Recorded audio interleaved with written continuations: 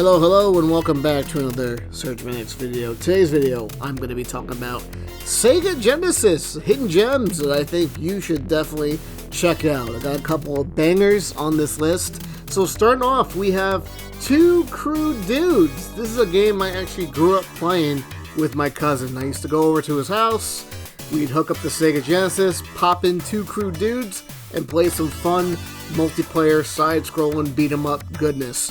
And that's what makes this game really fun. You can actually throw each other into enemies, so you take damage and all, but it's a really good game to troll your friend in, essentially.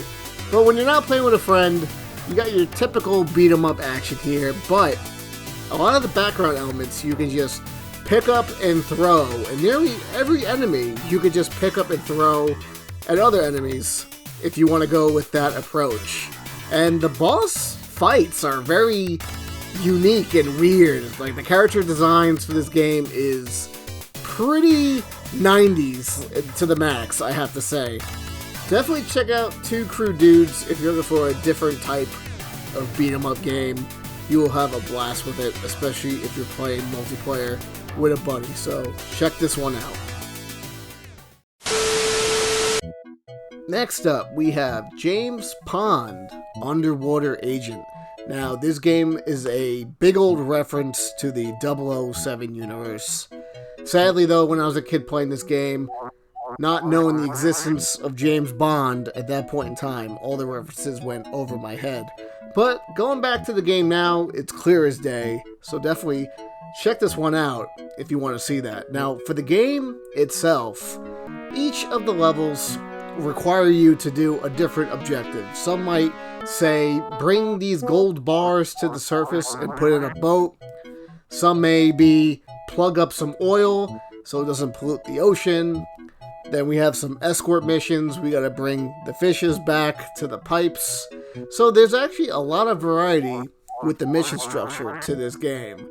However, there's also a lot of cheap deaths, so there was a lot of times where I just kind of died randomly for no real reason.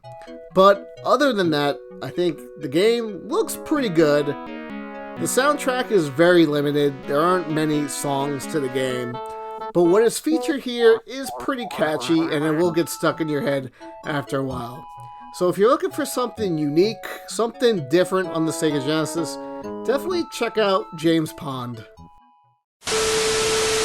Next up, we have OutRun 2019, and this game is a blast to play.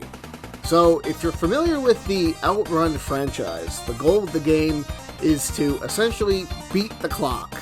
So you need to get to the end of the section to go past the checkpoint to put more time on the clock so you can continue racing.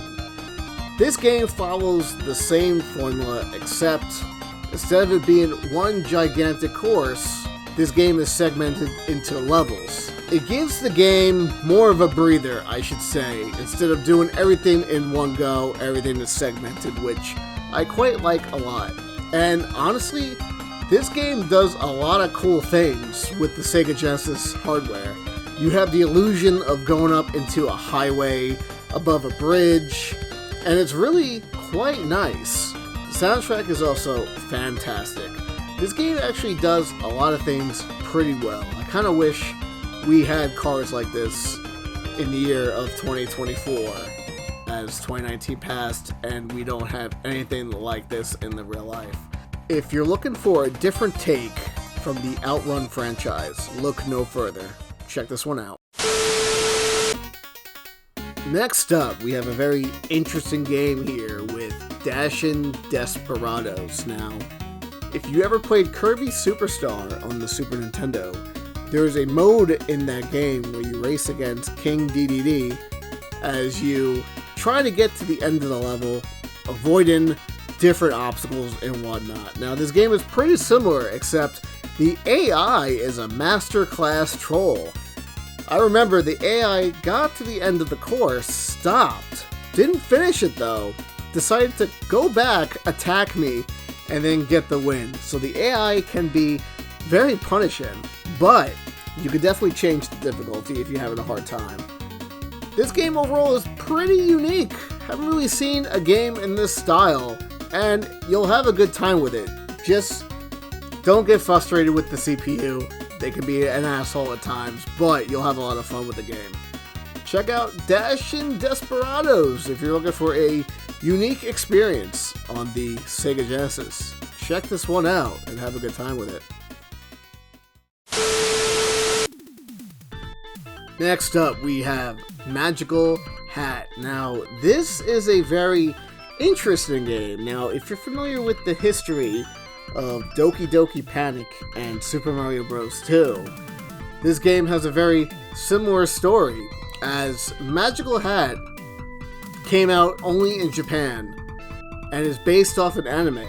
So when this game was essentially brought over to the United States, the theming of it was changed and the game was completely reworked. So instead of the Magical Hat character, we have the Decap Attack Mummy Guy, and different enemies, different music, different environments in a sense. The level layouts are the same, but the theming is different, as that goes for a more horror setting.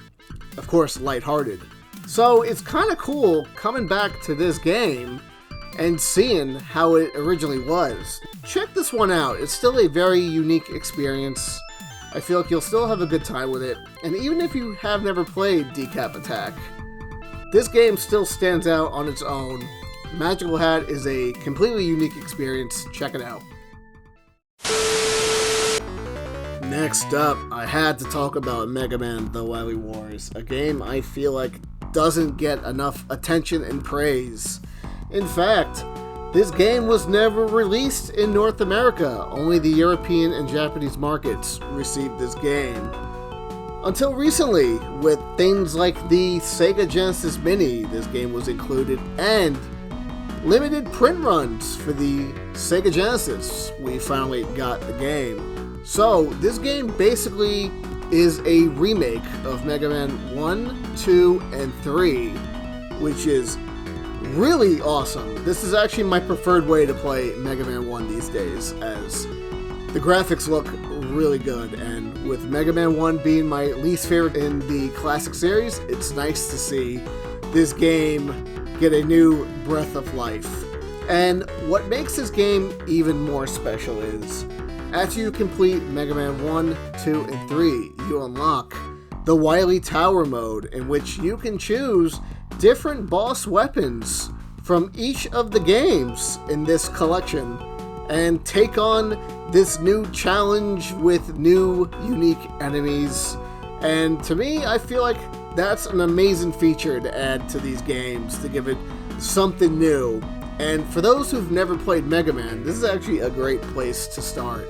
You get the nice 16-bit graphics, the fantastic music remixes that you get with Mega Man, as Mega Man has some of the best music in any gaming franchise, period.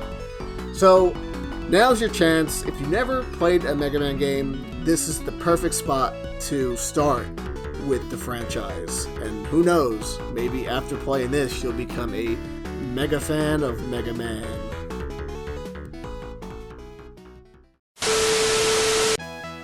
I had to save the best for last.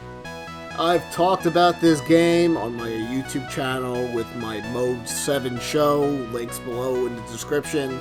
I've also talked about this game on other YouTube channels such as the Gameaholic, also links below in the description if you want to check that out.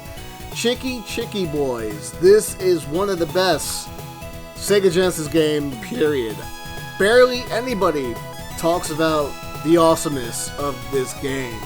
Now, the first 3 levels can be played in any order in which you see fit, and the advantages of doing so is the magical orbs that you get, which is the magic within the game, doing various different things. One of the magic orbs is a blue starlight typhoon, another one is pearls that bounce around, but my favorite is the magical bomb. That thing is awesome. And going through these levels, you really feel like you're on a quest, you're on a journey, and you get more powerful as you play the game, as you collect coins. You go through the in-game store shop where you can increase your sword's power, or have more vitality, or even buy a continue, because once you're at a continues, it is game over. You're starting from the beginning, so you need to spend your coins wisely. And you don't want to die, because then you'll lose half of your coins, and if you're trying to save it for that sword, well, you might have some trouble down the line. Now, this game can get very, very challenging the further you go into it. I've been playing this game for years, so I'm pretty good at it. I don't ever really die. And, man, there's just so much great things I can say about this game, but I don't have enough time. Check out Chiki boys. This game is a 10 out of 10 Sega Genesis game, and truly a hidden gem out of all hidden gems on this system. With that being said, this is the end of the video. Thank you all for watching. Post some hidden gems in the comments below. Have a good one and peace. Super Retro Force. If you enjoyed this video, give it a like and comment below your thoughts on today's topic. Please consider subscribing to the channel and hit that bell to be notified when the next Sergmanx video drops. Have a good one.